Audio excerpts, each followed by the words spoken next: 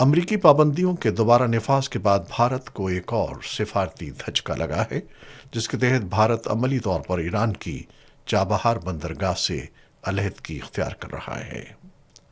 भारतीय मीडिया के मुताबिक पाबंदियां नाफिज होने से कबल भारत ने ईरान को तयशुदा $120 मिलियन की रकम अदा कर दी, जिसके बाद ईरान इस सरमाए को भारतीय शमूलियत के बगैर बंदरगाही सरगर्मियों के लिए इस्तेमाल कर सकता है।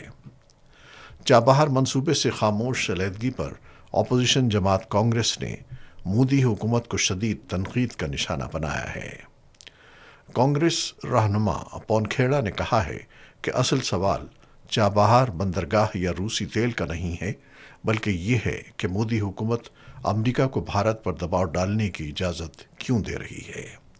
उनके मुताबिक अमेरिकी दबाव पर पीछे हटना भारत की खारजा पॉलिसी में कमज़ोरी की अक्कासी करता है।